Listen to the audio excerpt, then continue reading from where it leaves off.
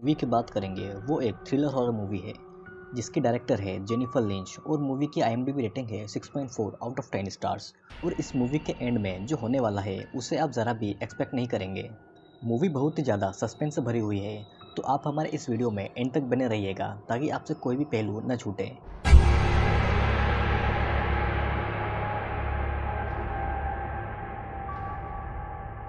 शुरुआत में हम एक बच्चे को देखते हैं जो कि एक घर में एक बॉक्स में कुछ कर रहा होता है।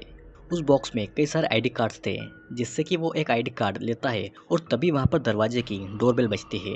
वो बच्चा 10 तक की गिनती अपने मन में करता है और 10 की गिनती से पहले ही वहाँ का दरवाजा जाकर खोल देता है। उस दरवाजे से एक आदमी घर के अंदर एंटर होता है जो कि किसी लड़की को जबरदस्ती पकड़कर लाया था। वो उसे अंदर रूम में ले जाता है जहाँ पर अंदर से उस लड़की के जोर जोर से चिल्लाने की आवाज़ें आती है। फिर वो बच्चा उस ID कार्ड को लेकर बैठ जाता है और रोने लगता है और फिर इसी के साथ ये सीन भी यहीं पर कट हो जाता है। तो क्या थी उस बच्चे और उस आदमी की कहानी, ये जानेंगे हम आगे वीडियो में। अब ये सीन कट होता है और लगभग 2 महीने पहले की स्टोरी दिखाई जाती है, जहाँ पर वही लड़का अपनी माँ के साथ थिएटर में मूवी देखने के लिए जा रहा था। उसके पिता उसे और उसकी माँ को थिएटर में छोड़ते वक्त कहते हैं कि वो बस से घर ना आए बल्कि टैक्सी से जाएं, और वो उन्हें टैक्सी के पैसे देकर टैक्सी से जाने पर जोर देता है। फिर जब वो थिएटर से लौटते हैं तो उन्हें टैक्सी बाहर ही खड़ी हुई मिलती है, जिसमें वो बैठकर अपने घर की तरफ जाने को कहते हैं। टैक्सी ड्राइवर उन्हें घर के रास्ते पर नहीं ले जाता और टैक्सी को शहर से बाहर मोड़ लेता है। वो कार को लॉक कर देता है ताकि वो दोनों कार से न भागे, और फिर शहर से बाहर एक खेत में गाड़ी को ले जाकर रोक देता है, जहाँ पर वो उस बच्चे की माँ को पीटता है जिससे कि वो बेहोश हो जाती है। फिर वो अपनी कार को अपने घर की ओर ले आता है, जहाँ पर वो टैक्सी से उस लेडी को घसीटता हुआ बाहर निकालता है और अंदर रूम में ले जाता है। वो बच्चा उस कार में ही लॉक्ड होता है और उसे उसकी माँ के चिल्लाने की आवाज़ें आती है, जिसके कुछ देर के बाद में वो आदमी घर में से बाहर आता है और उस बच्चे को भी घसीटता हुआ घर के अंदर ले जाता है। वो उस बच्चे को जोर जोर से पीटता है और उससे कहता है कि उसकी माँ अब कभी भी वापस नहीं आएगी, उसे ज़िंदगी भर यहीं पर रहना है और अब वो इसकी आदत डाल ले। उसे इस घर में रहने के दौरान पूरा घर और गैराज साफ करना होगा। उसे वही खाना मिलेगा जो कि वो आदमी यानी कि बॉब अपनी प्लेट में झूठा छोड़ेगा।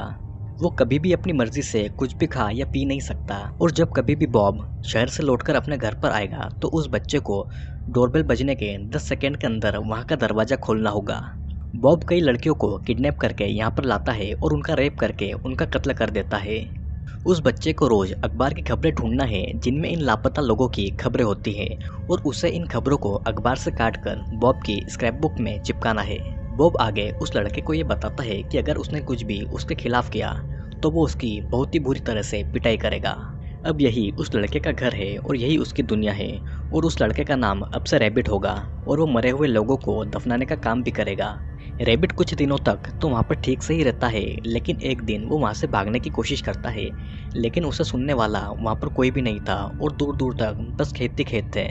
बॉब रैबिट को भागता हुआ पकड़ लेता है और उसे वापस लाकर चेन से बांध देता है, और वो उसे हमेशा CCTV कैमरे की नज़र में रखता है।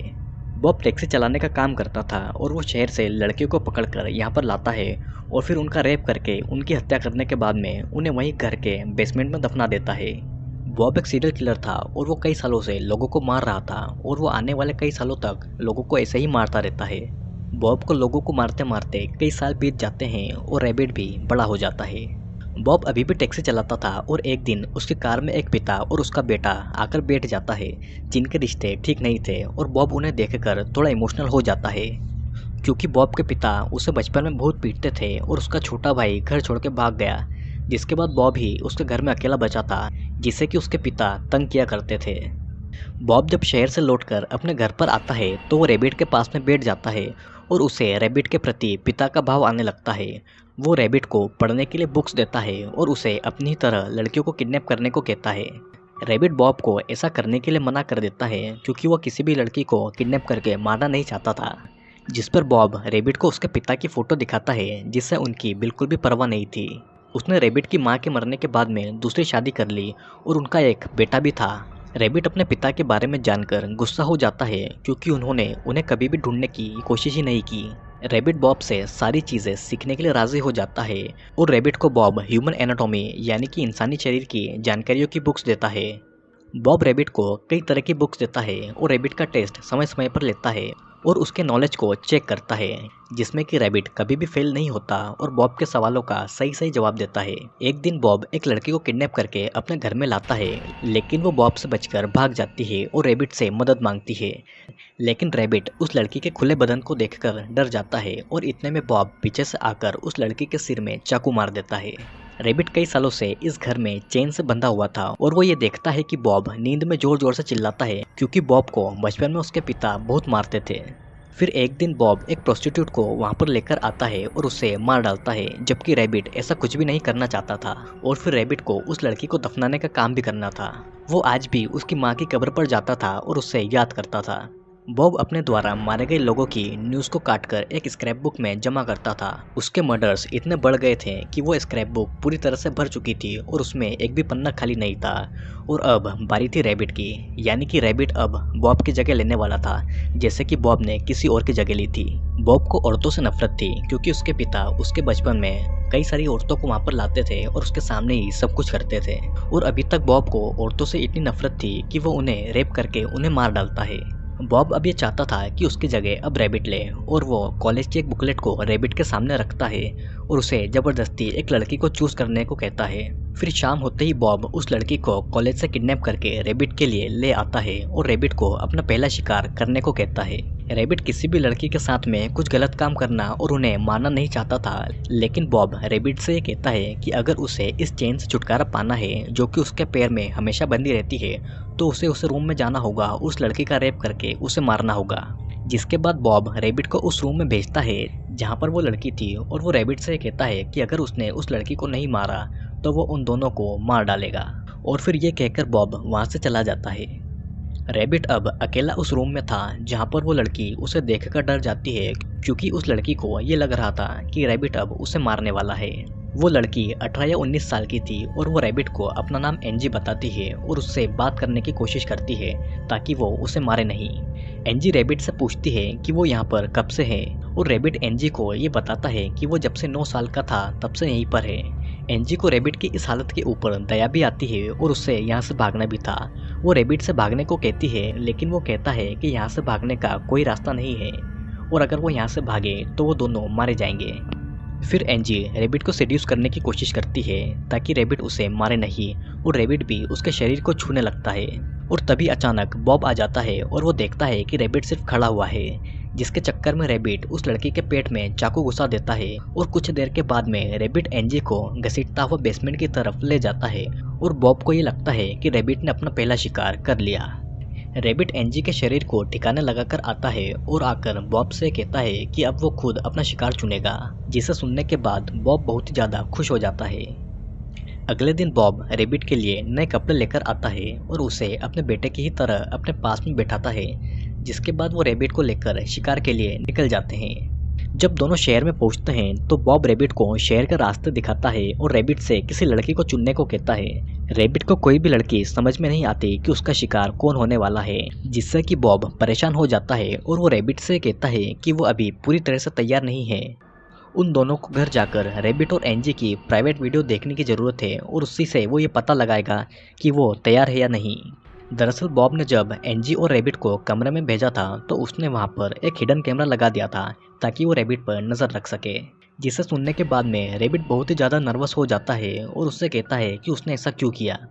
बॉब अपने घर जाते समय ये नोटिस करता है कि रैबिट ने टैक्सी के दरवाजे पर हेल्प लिखा था और रैबिट इसीलिए शहर में आया था कि ताकि कोई उस हेल्प वाले निशान को देखे और उसे बचाकर यहाँ से ले जाए।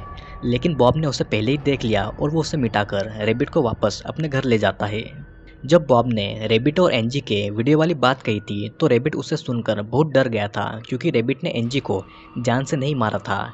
रैबिट को अपने नॉलेज से ये पता था कि वो एंजी को कहाँ पर चाकू मारे कि उसे ज़्यादा चोट न लगे। वो एंजी को एक लाश की ही तरह बॉब के सामने से घसीटता हुआ बेसमेंट में ले गया था और उसे वहाँ पर छुपा दिया था कि ताकि बॉब को उस पर शक न हो। बॉब बहुत ही ज़्यादा गुस्सा होता है और उसे पता चल जाता है कि एंजी जिंदा है और वो एंजी को मारने के लिए बेसमेंट में पहुँच जाता है। बॉब एक चाकू को लेकर बेसमेंट में पहुँच जाता है और वो वहाँ पर जाकर एंजी को मारने वाला था कि तभी एंजी उसके पैर में एक कटर की मदद से कट लगा देती है और ये कटर एंजी को रैबिट ने ही दिया था उसकी सेफ्टी के लिए। फिर बॉब लंगड़ाता हुआ एनजी के पास पहुंचता है और वो एनजी को मारने ही वाला था कि तभी रैबिट बॉब की कार से एक रॉड निकाल कर लाता है और पीछे से बॉब को दे मारता है। रैबिट बॉब को घायल कर देता है और उसे जोर से पकड़ लेता है और बॉब उससे कहता है कि रैबिट उसे नहीं मार सकता क्योंकि उसने उसे बच्चे की तरह पाला है और वो भी उसी की तरह बनने वाला है। रैबिट को यह सुनकर गुस्सा आ जाता है और वो बॉब का चाकू लेता है और बॉब को मार डालता है। बॉब को मारने के बाद रैबिट बॉब की लाश को वहीं बेसमेंट में गाड़ता है और बॉब को उसके किए की सजा मिल जाती है। रैबिट को बॉब के घर से एक लेटर मिलता है जिसे पढ़ने के बाद में सारे राज खुल जाते हैं।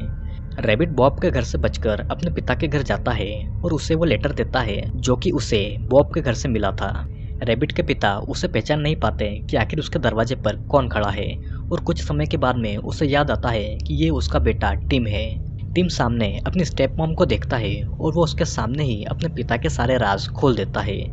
टिम यानी कि रैबिट आगे ये बताता है कि बॉब और कोई नहीं बल्कि उसके पिता का ही बड़ा भाई था और टिम के पिता ने जानबूझकर अपनी माँ को अपने सीरियल किलर भाई से मरवा डाला। यानी कि इतने सालों पहले जो टैक्सी वहाँ पर आई थी उसे उसके पिता ने ही भेजी थी। टिम के पिता टिम को मारने की कोशिश करता है लेकिन उसकी स्टेप मॉम उसे रोक लेती है और फिर टिम के पिता उसकी ही स्टेप मॉम को बुरी तरह से पीटने लगता है। वो उसे ठीक उसी तरह मारता है जिस तरह से बॉब लड़कियों को उसके घर में मार करता था। टिम जब ये देखता है कि उसके पिता उसकी स्टेप मॉम को बुरी तरह से मार रहे हैं तो उसे बहुत ही ज़्यादा गुस्सा आ जाता है और वो एक भारी भरकम चीज़ लेता है और उसके पिता के सिर में दे मारता है जिससे कि उसके पिता की मौत वहीं पर हो जाती है। फिर टीम की स्टेप मॉम घर का सारा सामान जमीन पर गिरा देती है और टीम को वहां से भागने को कहती है, जिसके बाद में वो पुलिस को फोन करके ये बताती है कि उसके घर में कोई घुस गया और उसने उसके पति को वहां पर मार डाला। फिर हम ये देखते हैं कि टिम वापस से बॉब के घर आ जाता है और वहां का दरवाज़ा बंद हो जाता है और हम बस आवाज़ें सुनते हैं जिससे कि हमें ये पता चलता है कि टिम बिल्कुल बॉब की ही तरह बिहेव करता है। और फिर हमें कार के स्टार्ट होने की आवाज़ आती है जिसे टिम लेकर कहीं पर निकल जाता है, जिसके बाद ये मूवी यहीं पर एंड हो जाती है। तो दोस्तों, इस मूवी में एक लड़के की कहानी है जिसके पिता अपने ही सीरियल किलर भाई को अपनी बीवी और बच्चे को मारने का कॉन्ट्रैक्ट देते हैं। उसे और उसके भाई को उसके पिता बचपन में बहुत यातनाएं देते थे, जिसके कारण उसका भाई बॉब सीरियल किलर बन गया। बॉब अपने भाई की पत्नी को तो मार डालता है लेकिन उसके बच्चे को छोड़ देता है, यह सोचकर कि वो उससे उसके घर के छोटे मोटे काम करवाएगा। लेकिन समय के बीतने के साथ साथ बॉब को रैबिट के साथ में एक पिता की तरह बॉन्डिंग होने लगती है। अब कोई भी पिता अपना प्रोफेशन या बिजनेस अपने बच्चे को विरासत में देता है और इसी तरह से बॉब भी रैबिट को एक सीरियल किलर बनाना चाहता था। लेकिन रैबिट एक अच्छा व्यक्ति था और वो बॉब की तरह किलर नहीं बनना चाहता था। लेकिन अंत में देखकर हमें लगता है कि शायद रैबिट भी बॉब की ही तरह किलर बन गया होगा। तो दोस्तों, आज के लिए सिर्फ इतना ही। वीडियो कैसा लगा कमेंट करके ज़रूर बताना और हमारे चैनल को सब्सक्राइब भी करें क्योंकि और भी कई सारे वीडियोज़ जल्द ही आने वाले हैं।